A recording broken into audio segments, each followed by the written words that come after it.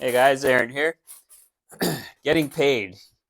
Being a small business, you want to make sure you get paid. And over the years, I've learned how to get paid. This is how I do it. I've never not been paid for a job, so I have a pretty good track record, knock on wood.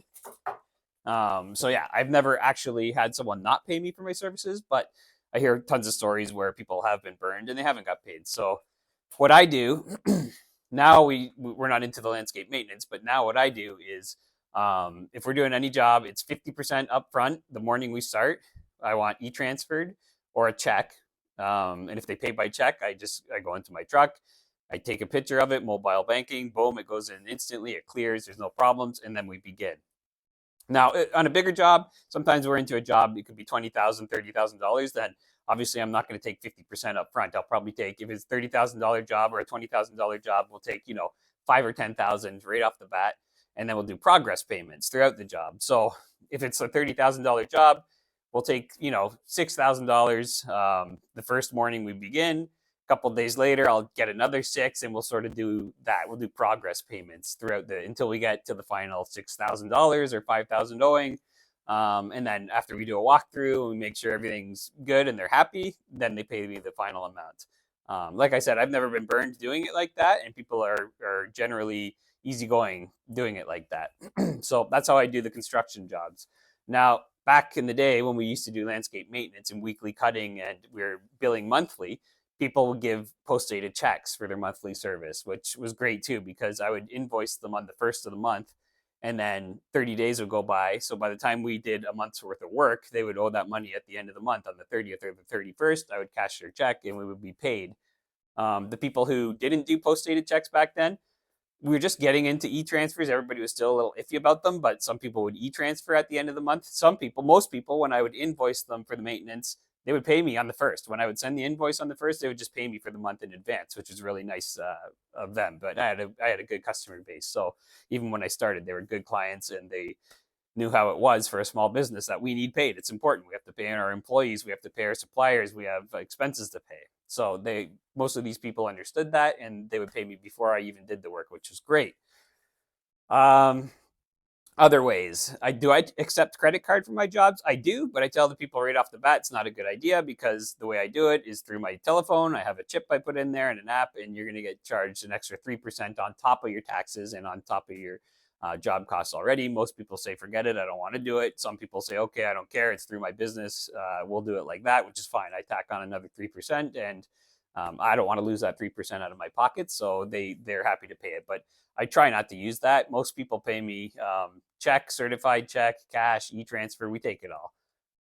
Cash is another thing. I don't really take cash. I take it and I will deposit it. I don't, do that. I just deposit it for that matter.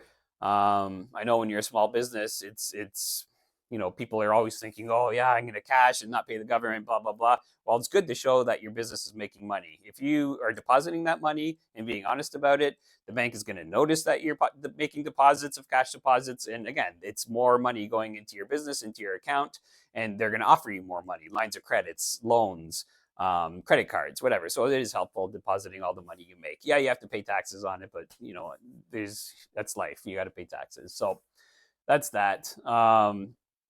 Getting paid is crucial to us. We need to get paid, and you have to be firm with these people, whether you're a new business or an established business. You have to set out the rules right from the start of how payment's going to work. Your initial meeting, if you go to do a landscape job or if you're going to sell them grass cutting or landscape maintenance or a fertilizer package, whatever you're doing, the first time you meet with the person, you discuss the payment terms. This is how we're going to bill you. This is what it's going to cost. I mean, sure, if you're not going to give them numbers right off the bat, but you can still plan out your payments. Tell them, listen, we bill you monthly, or listen, once we're done the job, we will bill you. So, yeah, I take the money off them, and I use invoicing software now. So I type their name into the software, and it makes an invoice. And as soon as I'm done the job, I send them the invoice. They send me the remainder of the money. Like I said, we do progress payments, and that last initial bit of money, if they don't give it to me on the walk around and they say, oh, send me the invoice and the final invoice and we'll pay you, that's fine too. I go home and within an hour, I send them that invoice and I expect to be paid by the end of the day. If I'm not, again, the next morning, oh, hi, Mr. and Mrs. Jones, I sent you the invoice last night. We're now complete. Please send over the funds as soon as possible. And that's usually enough.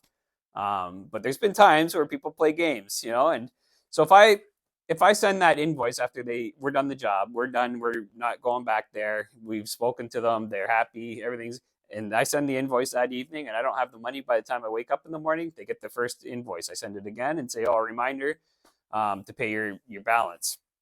If I don't hear from them again, I keep bugging them. I'll keep emailing them. I'll email them that night until I get a hold of them. And usually they'll say something like, oh, it says 30 days. I have 30 days on your invoice. And then a light bulb goes off. I screwed up on the software. You have to put due on receipt, or you can put due in 30 days or due in 60 days, whatever. Well, sometimes I've screwed up and I realize, oh, geez, I forgot to switch it and put it on due on receipt. So then I'll email them again, say, listen, I'm sorry. I was tired after all that work. I hit the wrong button. It's actually due on receipt, as we discussed in person. Can you please send the funds as soon as possible? Most people send it instantly after that. Some people will take advantage of you and of your screw up, and they'll wait those 30 days. Then they'll send it to you just because it's a little bit of power. They think, oh, I've spent thousands of dollars with this guy. No, he can wait. So it is what it is. It's my own fault for doing that, but it happens. Now, commercial jobs, we do some commercial jobs as well, and you're waiting anywhere from 30 to 90 days for something like that. When you're working with a corporation or a big company, they're not giving you a deposit. First of all, you're not getting a deposit out of them. Secondly, they're good for the money, but you're going to wait for it. It's usually anywhere from 60 to 90 days. Some of the businesses I work with, it's 30 days, so that's not too bad. But yeah, just watch out for that. But homeowners can be shisty.